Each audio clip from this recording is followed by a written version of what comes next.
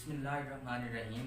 मेरा नाम है हमज़ा आरिफ और मैं प्री मेडिकल सेकंड ईयर का स्टूडेंट हूँ और इस वक्त यंग स्कॉलर से बात कर रहा हूँ और मैंने आज केमिस्ट्री का एक टॉपिक समझाना है, ओरिएंटेशन इन इलेक्ट्रोफिलिक सब्स्टिट्यूशन। इलेक्ट्रोफिलिक सब्स्टिट्यूशन हो कहाँ है, ये सबसे पहला सवाल तो पढ़ने वाले को, देखने वाले को यही होता है। इलेक्ट्रोफिलिक सब्स्टिट्यूशन दरअसल हो रही है बेंजीन के मॉलिक्यूल में। अब बेंजीन के मॉलिक्यूल में जो इलेक्ट्रोफिलिक सब्स्टिट्यूशन होगी उसके लिए दो पॉसिबिलिटीज़ हैं। जो नया इलेक्ट्रोफाइल आएगा या वो आर्दो या पैराडाइटिन ग्रुप होगा, मतलब आर्दो या पैरा के ऊपर आगे लगेगा, या आप देख लें कि मेटाडाइटिन ग्रुप। दूसरा इलेक्ट्रोफाइल आएगा तो वो मेटा पोजीशन के ऊपर आके लगेगा। अब बेंजीन है, ओरिएंटेशन, अब आर्दो पैरा और मेटा में फ़र्क क्या चीज़ पैदा करती है। अब बेंजीन रिंग को देखें तो नया आने वाला कोई भी इलेक्ट्रोफाइल है, चांस तो यही है ना, ये आगे यहाँ लगे, यहाँ लगे या यहाँ लगे, आर्दो मेटा पैरा किसी के ऊपर भी लग जाए, उसके ऊपर कोई ज़बरदस्ती तो नहीं है कि आपने यहाँ लगना है या यहाँ लगना है। इसके ऊपर डिफरेंस करने वाली चीज़ यही है कि इसके बेंजीन के ऊपर जो ग्रुप लगा हुआ होता है। अब बेंजीन के ऊपर कोई भी आप ग्रुप लगा लें,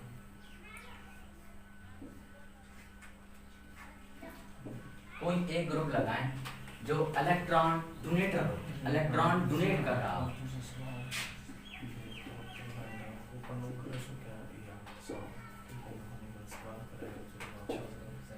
अब अगर ये इलेक्ट्रॉन डोनेटर होगा तो साफ जाहिर है बेंजीन के पास वैसे भी इलेक्ट्रॉन की कमी है, डबल बॉन्ड आ रहे हैं, ये स्टेबल है लेकिन डबल बॉन्ड शो यही करता है कि इसके ऊपर इलेक्ट्रॉन की कमी है। अब जब इलेक्ट्रॉन डोनेटर ग्रुप इसके टॉप पे आगे लगेगा तो ये अपने इलेक्ट्रॉन इसको दे देगा। अब जब अपने इलेक्ट्रॉन इसको देगा तो बेंजीन के पास इलेक्ट्रॉन ज़्यादा होने लग जाएंगे। बेंजीन वैसे अनस्टेबल भी है, स्टेबल भी है।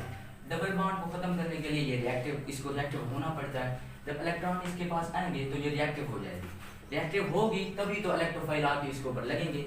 इलेक्ट्रोफाइल आके लगेंगे आधो पैराडाइटिन ग्रुप या मेटाडाइटिन पोजीशन के ऊपर। अगर होगा इलेक्ट्रॉन डोनेटर तो जो नए आने वाले ग्रुप होंगे वो आर्दो और पैराडाइटिन ग्रुप मतलब आर्दो या पैरा पोजीशन के ऊपर आके लगेंगे। अब सवाल यही पैदा होता है कि अगर इलेक्ट्रॉन डोनेटर ग्रुप होगा बेंजीन के ऊपर तो आर्दो और पैराडाइटिन ग्रुप के तौर पर वो क्यों काम करेगा, और जो नए आने वाले इलेक्ट्रोफाइल वो बेंजीन के ऊपर आर्दो या पैरा पोजीशन के ऊपर ही क्यों लगेंगे, मेटा पे भी तो लग सकते हैं। अब इसको एक्सप्लेन करते हैं आर्दो या पैराडाइटिन ग्रुप को। अगर होगा इलेक्ट्रॉन डोनेटर, कोई भी ग्रुप ले लें, तो उसके ऊपर इलेक्ट्रॉन ज़्यादा होंगे तभी तो वो इलेक्ट्रॉन दे सकेगा। ये इलेक्ट्रॉन शिफ्ट करेगा यहाँ आएगा तो जो सेंटर वाली कार्बन है उसके बॉन्ड ज़्यादा होने लग जाएंगे। कार्बन इसके ऊपर भी, इसके साथ भी डबल बॉन्ड बनाने लग जाएगा, इसके साथ डबल, इसके साथ सिंगल। कार्बन 5 बॉन्ड बनाएगा इस सूरत में, लेकिन ये अनस्टेबिलिटी को शो करता है, इसीलिए इसे अपने पाई इलेक्ट्रॉन आगे शिफ्ट करने पड़ जाते हैं। अगर ये इलेक्ट्रॉन डोनेटर ये इसने अपने इलेक्ट्रॉन यहाँ शिफ्ट किए तो ये पाई इलेक्ट्रॉन, हमेशा शिफ्टिंग भी पाई इलेक्ट्रॉन की ही होती है। पाई इलेक्ट्रॉन ये वाली कार्बन शिफ्ट करके इस कार्बन के ऊपर शिफ्ट कर देंगे।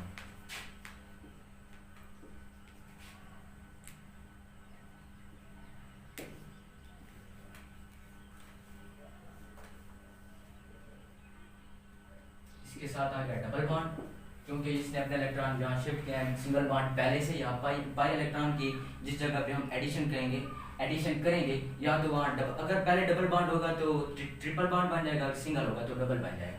या डबल बॉन्ड बन गया, ये इलेक्ट्रॉन इस कार्बन पे शिफ्ट हो गए।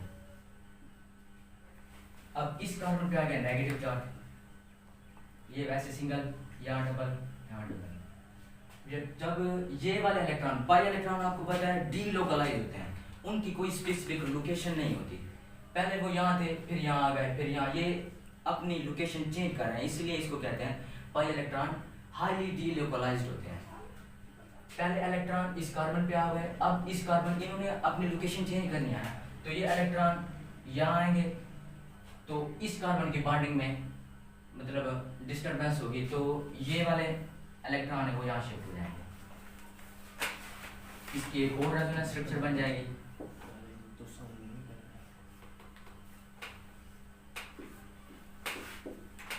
ये वाले इलेक्ट्रॉन अब यहाँ आ गए तो साफ जाहिर है अगर पाई इलेक्ट्रॉन यहाँ आ गए हैं, यहाँ पे डबल बॉन्ड बनेगा, सिंगल बॉन्ड पहले से मौजूद है, यहाँ डबल आ गया, ये वाला बॉन्ड मतलब पाई इलेक्ट्रॉन इस कार्बन पे शिफ्ट हो गया तो यहाँ नेगेटिव चार्ज आ गया, फिर वही लिखा।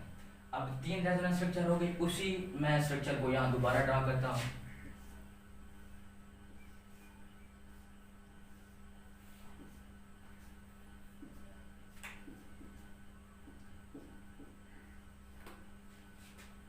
ये वाले पाई इलेक्ट्रॉन आगे शिफ्ट होंगे, जब ये वाले पाई इलेक्ट्रॉन यहाँ शिफ्ट होंगे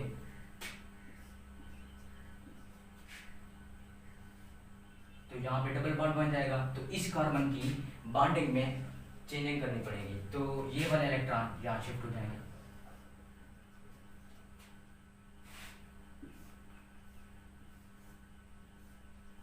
एक और रेजोनेंस स्ट्रक्चर बन जाएगी, ये वैसे का वैसे डबल बॉन्ड था, ये इलेक्ट्रॉन यहाँ शिफ्ट हुए तो यहाँ डबल बॉन्ड, ये वाले पाई इलेक्ट्रॉन इस कार्बन पे शिफ्ट हुए तो यहाँ पे नेगेटिव चार्ज।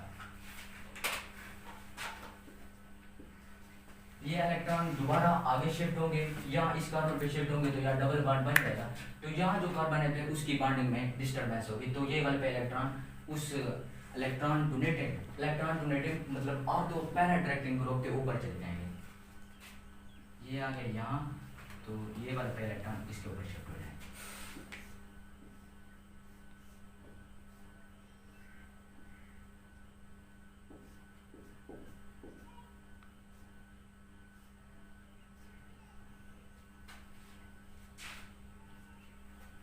अब देखें अगर होगा इलेक्ट्रॉन डोनेटर तो वो अपने इलेक्ट्रॉन बेंजीन रिंग को दे देगा और उसकी रिएक्टिविटी बढ़ा देगा। अब हम देखते हैं कि उसकी रिएक्टिविटी बढ़ाता कैसे है। आने वाला जो इलेक्ट्रोफाइल होगा उसके ऊपर इलेक्ट्रॉन की कमी होगी।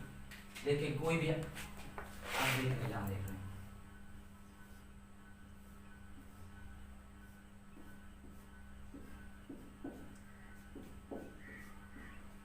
इसके ऊपर है इलेक्ट्रॉन की कमी, तो साफ जाहिर है जो इलेक्ट्रोफाइल है वो ऐसी जगह पे जाके लगेगा जहाँ इलेक्ट्रॉन ज़्यादा हो।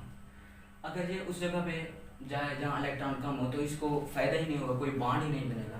इसके पास भी इलेक्ट्रॉन की कमी है और जो बेंजीन के ऊपर पोजीशन है उसके ऊपर भी बॉन्ड इलेक्ट्रॉन की कमी है, तो बॉन्ड नहीं बनेगा और ये उस जगह पे जाएगा ही नहीं। अब अगर इलेक्ट्रॉन डोनेटिंग ग्रुप होगा तो आप इधर देख लें, ये ortho position, Meta, para, Meta, ortho. तो यहाँ देखिए अगर इलेक्ट्रॉन डोनेटिंग ग्रुप होगा तो इलेक्ट्रॉन की शिफ्टिंग से इस ऑर्थो कार्बन के ऊपर इलेक्ट्रॉन ज़्यादा हो गए, तो अब पॉसिबिलिटी है कि ये वाले इलेक्ट्रॉन उस इलेक्ट्रोफाइल के ऊपर अटैक करें और वहाँ वो इलेक्ट्रोफाइल आके इसके ऊपर अटैच हो जाए।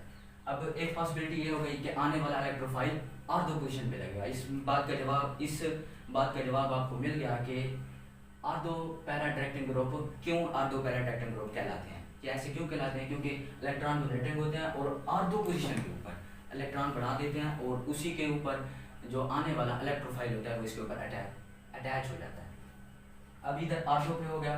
अब अगली वाली रेजोनेंस स्ट्रक्चर में देखें, ये हो गया ortho, Meta, para, Meta, ortho. पहले शुरू में ऑर्थो पोजीशन के ऊपर इलेक्ट्रॉन इजाफी थे, इलेक्ट्रॉन जहाँ पे ज़्यादा थे। अब मेटा पोजीशन को छोड़ के पैरा पे चले गए। अब ये भी पॉसिबिलिटी है कि आने वाला इलेक्ट्रोफाइल पैरा पोजीशन के ऊपर लगे क्योंकि यहाँ इलेक्ट्रॉन ज़्यादा है। अब यही पैरा इलेक्ट्रॉन यहाँ पे हो गए। अगर अगली स्ट्रक्चर में देखें हम, पैरा पे हो गए और दोबारा जाके ऑर्थो पे हो गए।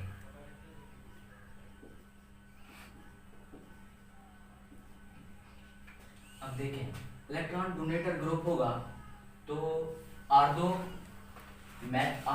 पैरा और फिर ऑर्थो और पैरा पोजीशंस के ऊपर इलेक्ट्रॉन की डेंसिटी बढ़ा देगा, तो इसीलिए आने वाला इलेक्ट्रोफाइल उसके ऊपर ही अटैच होगा। तो जो ऑर्थो और पैरा डायरेक्टिंग ग्रुप होते हैं इनको नाम इसलिए दिया जाता है कि ये इलेक्ट्रॉन डोनेटर होते हैं, अपने सारे इलेक्ट्रॉन बेंजीन को दे देते हैं। बेंजीन से इन ग्रुप के अटैचमेंट से बेंजीन की रिएक्टिविटी बढ़ जाती है। क्यों बढ़ जाती है? वो 3 पोजीशंस देता है कि दो ऑर्थो और एक पैरा पोजीशन अवेलेबल होती हैं उसके इलेक्ट्रोफाइल के ऊपर इलेक्ट्रोफाइल पे वो अटैक करते दोबारा अटैच हो जाती है।